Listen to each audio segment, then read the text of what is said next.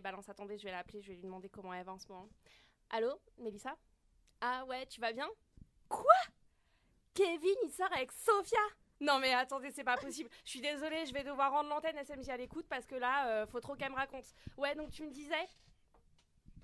Sur SMJ à l'écoute. Bon bah je pense que Miss Moon nous a quittés, elle est partie parler avec Mélissa de entre guillemets Kevin et je ne sais pas qui. Bon bah vous savez quoi, je vais vous laisser sur une musique, je sais pas si elle est bien, mais on l'a toujours pas écoutée. Bon bah Dirty Talk tout de suite.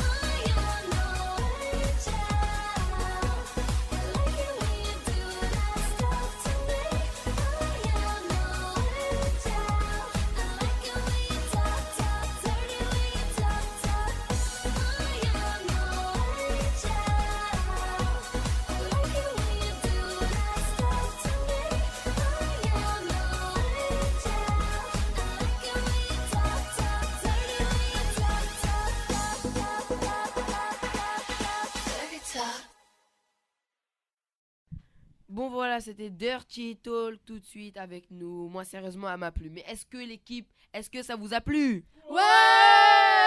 Ah, je vois qu'ils sont déchaînés là, ils sont déchaînés. Bon, on va passer à la suite tout de suite.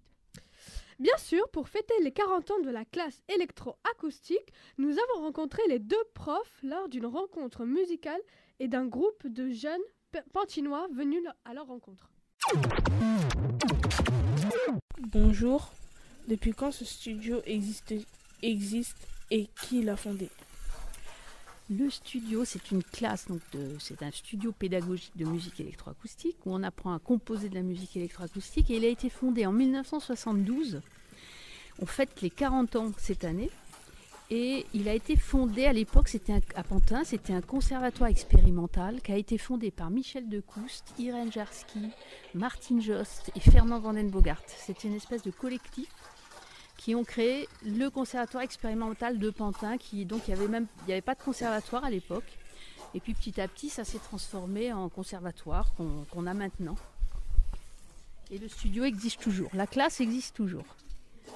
En quoi consiste l'électroacoustique ? Alors la musique électroacoustique a été inventée par Pierre Schaeffer en 1948, donc ça fait 60 ans plutôt, 65 ans même. Et ça consistait à se dire qu'on allait faire de la musique non pas seulement avec des instruments de musique, mais qu'on allait faire de la musique avec tous les sons qui pouvaient exister dans la nature, c'est-à-dire élargir le monde sonore aussi aux sons environnementaux. Et donc on travaille avec tous les sons, aussi bien des sons instrumentaux que des sons de toute nature, des sons anecdotiques. On travaille sur des corps sonores et on fabrique des espèces de séquences avec des choses qu'on invente. Et ensuite on les transforme avec des outils informatiques maintenant. Autrefois c'était le magnétophone, maintenant on a des outils de plus en plus perfectionnés. Donc on travaille sur ordinateur. Et on essaie de construire des musiques avec donc tout ce matériel-là. Voilà. Peut-être Marco aura d'autres choses à dire que moi, puisque au studio de Pantin, on est 2 professeurs. Donc il y a moi, Christine Groult, et Marco Marini. Qui peut s'inscrire à la classe électroacoustique ? Alors, tout le monde. Tout le monde peut s'inscrire sans vraiment de limite d'âge. C'est vrai que, comme on disait tout à l'heure, on n'a pas encore de classe d'enfants parce qu'il n'y a pas suffisamment de demandes. Donc en fait les plus jeunes étudiants qui s'inscrivent à la classe ont 18 ans. Donc voilà, en fait tout le monde peut s'inscrire, c'est ouvert aux adultes.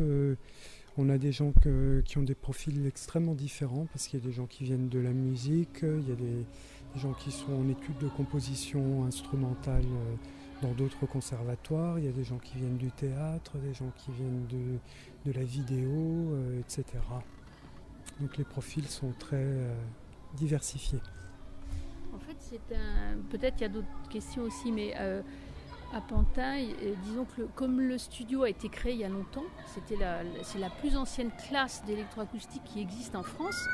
Et donc, on a des gens qui viennent un peu de partout, disons qu'on a une certaine notoriété. Donc, on a tendance à former des professionnels, pré-professionnels et des gens qui viennent à la fois de Pantin, mais aussi de partout. Et il y a même beaucoup d'étrangers qui viennent, d'Amérique du Sud, des Japonais, des Chinois, des Allemands, enfin voilà. Donc pour l'instant, on s'est un peu concentré sur ce travail-là. Est-ce que le studio d'électroacoustique se produit en concert ? Si oui, à quel moment de l'année ? Alors le studio d'électroacoustique, oui, on a des productions musicales. On fait déjà 2 concerts d'étudiants par an. Il y a 2 concerts. Il y en a un au mois de février et puis il y en a un autre au mois de juin. Et puis parallèlement, on a fondé une association qui s'appelle KM Pantin avec Marco. Et donc on a aussi une activité de concert. Donc il y en a à peu près 3-4 par an. Ça dépend des années. Voilà. Donc en général ça se passe à l'auditorium. Donc là on a une manifestation en ville, donc l'intérêt de l'électroacoustique, c'est qu'on peut s'installer partout. On peut s'installer dans une salle de concert, on peut s'installer devant un bâtiment, on peut faire des sons et lumières. Bon, il faut évidemment avoir des haut-parleurs, mais l'intérêt, c'est que vraiment on peut sonoriser et la jouer justement dans n'importe quel environnement. C'est ça qui est très intéressant. Et la salle de concert n'est pas forcément adaptée à cette musique-là. Au contraire, ce qu'on va faire au fil de l'eau, c'est beaucoup mieux. C'est plus sympa, quoi. On se met dehors, il y a des haut-parleurs, c'est bien sonorisé, tout le monde peut venir. C'est un peu le but. Merci de nous avoir accordé cette interview.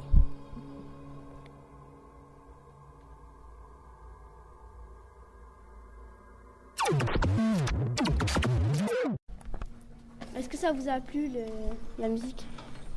Parce qu'il y avait des moments où c'était doux et calme et après ça a commencé à s'agiter. Et qu'est-ce que tu as préféré ? J'ai préféré quand c'était doux et calme. C'était très bien, j'ai bien aimé quand on a joué et j'ai aimé le son qu'on a écouté. J'ai aimé parce que j'aimais aussi le rythme, comment ça allait.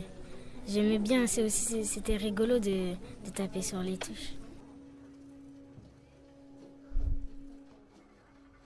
sur SMG à l'écoute. Bon bah tout de suite je vais vous présenter sans perdre de temps l'interview de messieurs Ananos, Lebon et Eno, les hauts fonctionnaires de la mairie de Pantin 93 500.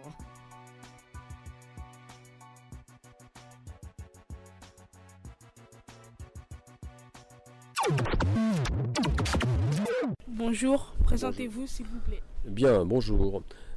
Je m'appelle Alain Ananos. Je suis directeur général adjoint des services de la ville de Pantin. Et comme ça ne veut rien dire, je m'occupe de la direction du développement culturel qui organise cette magnifique soirée. Je m'occupe de la direction des sports, de l'éducation, des loisirs. Je m'occupe de la police. Et je m'occupe aussi de la vie des quartiers, des associations, etc., etc. Donc mon département s'appelle Développement de la personne et citoyenneté. Quel est votre rôle dans cette soirée?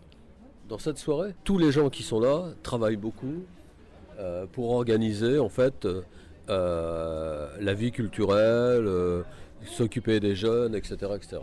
Et derrière tous ces gens-là, qui sont ceux qui vous aident à développer la personne, à vous permettre de devenir citoyen, il y a des espèces de hauts fonctionnaires tout gris qui viennent les manger tout crus en leur disant et les budgets et l'organisation du travail, etc., etc. Et ça, c'est moi. En fait, je suis leur cauchemar. J'essaye d'harmoniser les différents services pour être plus sérieux. Et pour faire ça, pour arriver à ce rôle, j'ai beaucoup travaillé. J'ai fait des études, j'ai passé des concours, et blablabla, et blablabla. Le maire et les élus ont un projet pour la ville. En gros, essayer de faire en sorte qu'il y ait le mieux vivre. Et puis, il y a des recettes qui sont liées avec l'impôt que les gens payent. Et donc derrière, pour mettre en œuvre les orientations du projet politique, il faut essayer de faire en sorte que l'impôt qui est payé, c'est-à-dire les recettes de la collectivité, soit le mieux géré possible pour permettre ces activités. Et donc pour organiser tout ça, il faut ce qu'on appelle des hauts fonctionnaires. D'accord ? Donc c'est pour ça qu'on travaille là-dessus. Et donc derrière, on fait quoi ? On discute, etc. Et puis après, on essaye de trouver la meilleure action possible. C'est un peu comme chez vos parents. Moi, dans ma direction, en gros, j'ai, je sais pas, le département doit faire à peu près 1000 ou 1000 fonctionnaires. Êtes-vous content de cette saison culturelle ? Alors, d'abord, à Pantin, vous avez beaucoup de chance, et nous avons beaucoup de chance. On a une direction du développement culturel qui est super active, super compétente, et vraiment, comme on dit, ils n'ont pas les deux pieds dans le même sabot, quoi. Donc à chaque fois qu'il est possible de monter un coup qui est bien pour la ville et bien pour la culture, ils montent un coup. Donc c'est vachement agréable de travailler avec des gens qui sont imaginatifs, qui sont toujours apporteurs d'idées, de choses comme ça. C'est vrai. Alors après, évidemment, on discute, hein, parce que des fois, il y a des idées qui sont un peu farfelues. Quand je regarde le prix de certaines idées, je vais me jeter dans le canal, parce que... Mais sinon, c'est des gens super.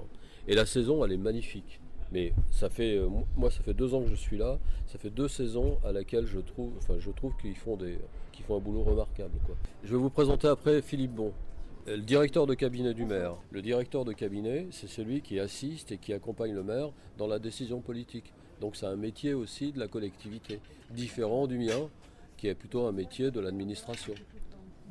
Et Philippe aura plein de choses à vous raconter, parce que Philippe connaît Pantin par le bout de la lorgnette ou par le trou de la serrure. Alors oui, qui êtes-vous ? Pouvez-vous vous présenter ?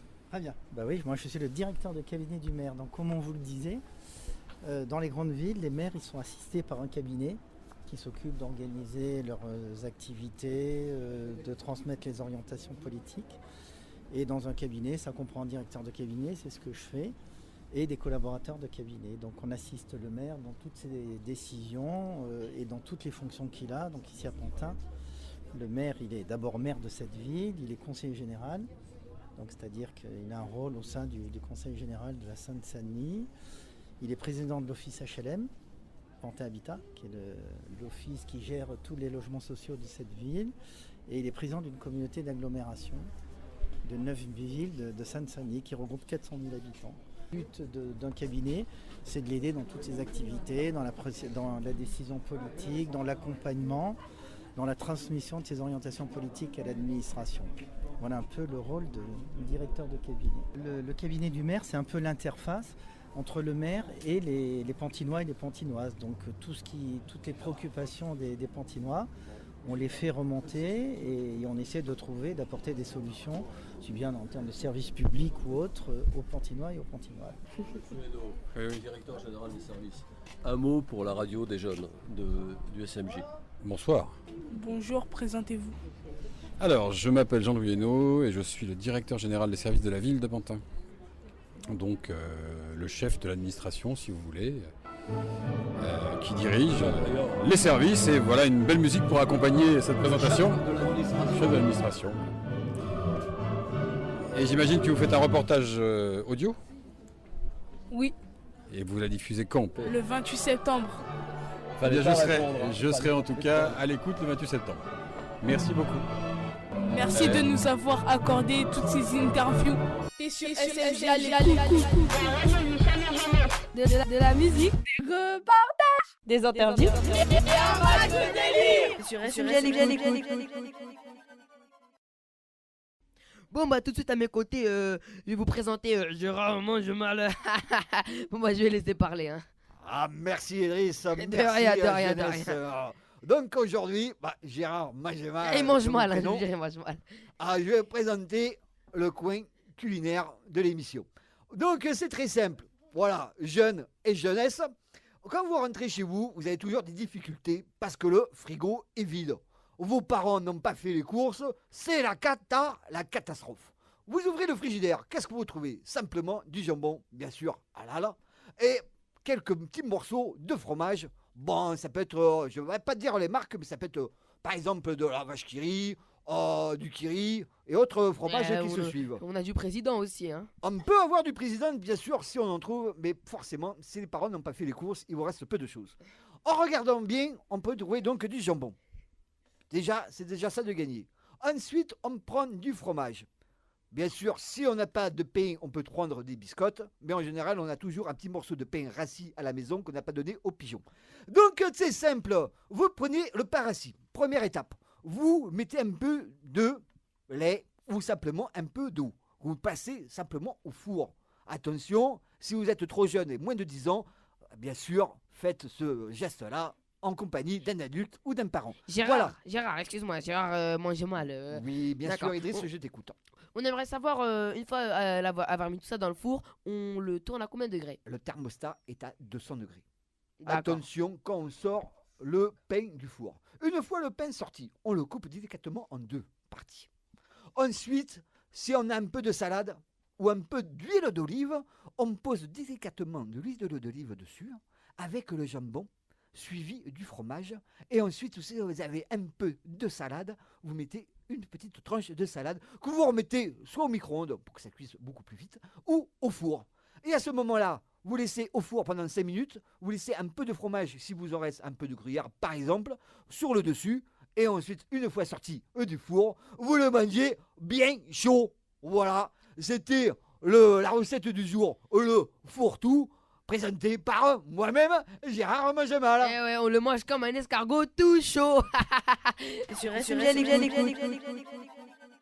Tout de suite, College and Electric, Yours a Will Hero. Eh ben, tu parles bien anglais, hein. Merci. Non, mais je rigolais.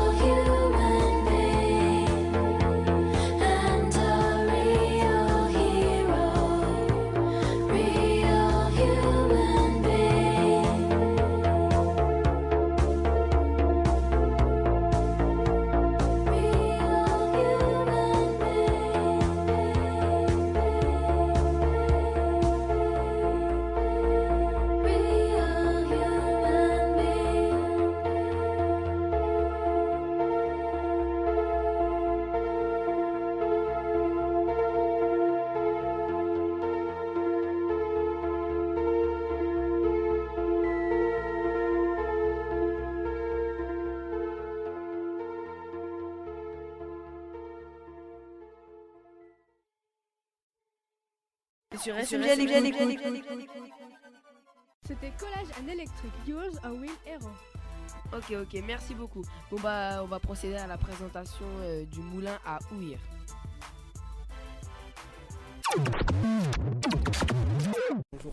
Bonjour. Quel est votre rôle ce soir?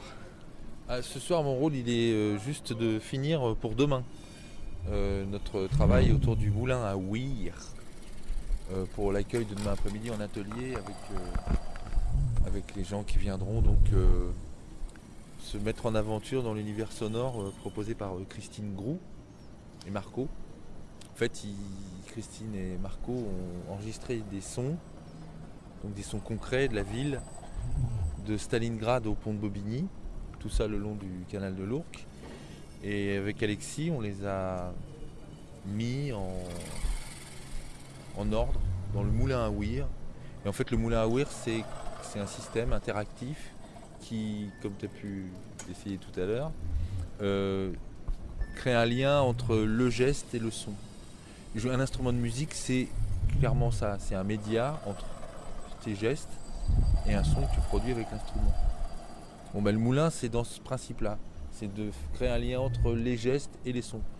Donc, comment se mettre en marche pour créer un univers sonore à travers les gestes et surtout le lien du l'acte et le non-acte. Jouer, ne pas jouer. Et qu'est-ce qui vous a poussé à faire ce métier? C'est des rencontres. À la base, moi, j'ai commencé la batterie assez tôt, étant môme. Puis je me suis mis à faire vite tous les groupes. Dès l'âge de 12 ans, je me suis mis à jouer dans des groupes.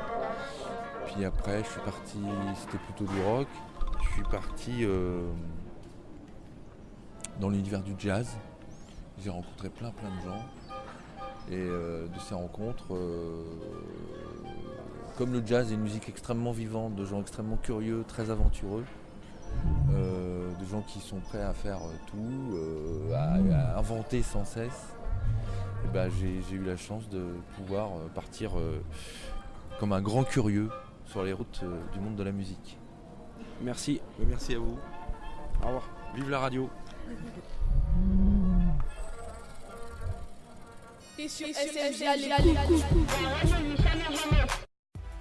Lors de l'ouverture de la saison culturelle, nous avons rencontré une bête d'artistes qui fabrique des sculptures en bois avec des cagettes du marché d'Aubervilliers. Mais je ne dis pas plus, place en interview. Bonjour, pouvez-vous nous présenter le concept? Alors le concept en particulier dans cette histoire, c'est de rapporter en fait les animaux sauvages en ville et de les animer avec nous dans une façon urbaine de les présenter. Qu'est-ce que ça représente? Je pensais que c'était clair, c'est un éléphant. À quoi va-t-il servir?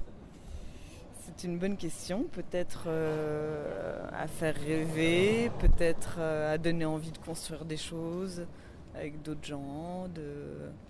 Après, vous pouvez nous donner des idées sur ce qui pourrait servir d'ailleurs. Il y aura-t-il d'autres animaux à part cet éléphant? Oui, alors il a déjà des petits copains, il a un gorille énorme et 2 girafes. Où sont-ils? Pour l'instant, ils sont à l'abri de la pluie. Mais on aimerait bien qu'ils sortent pour que tout le monde les voie et qu'on passe une super soirée en plein soleil. Merci de m'avoir accordé cette interview. Bon voilà, maintenant on va faire place aux dédicaces au SMJ de Courtilière, tout Pantin, 93500 comme on dit à la cité, dédicace à tous les wesh, Moudi, Brahim, Samba, moi, Eliman, Bonheur. Bon voilà, on va passer à Shaima. Bon, dédicace à Lavoisier, bien sûr, faut pas oublier, au collège. Non, oui, mais eux ils le savent que je dédicace. Bête de collège, bien sûr. Dédicace à ma famille, à mes potes, je les aime tous. Et voilà, dédicace au Smeuge, bien sûr, à tous les animateurs, Aïssa, Audrey, Sofiane, Dooms et David. Non mais Stéphane, t'es inconnu pour moi. Oh non, excuse-moi. Il est inconnu que pour toi, d'accord? Bon moi je dédicace à Stéphane. Voilà. La phrase qui tue, la phrase qui tue toujours. Proverbe africain. Bonjour, je m'appelle Ping Pong. Aujourd'hui, la phrase du jour, c'est lorsque tu ne sais pas où tu vas, regarde d'où tu viens. La phrase qui tue, la phrase qui tue du jour. Bon bah voilà, merci beaucoup. On va directement enchaîner pour la fin, pour vous, pour nous tous, avec Chris Brown. Yeah, 3 fois.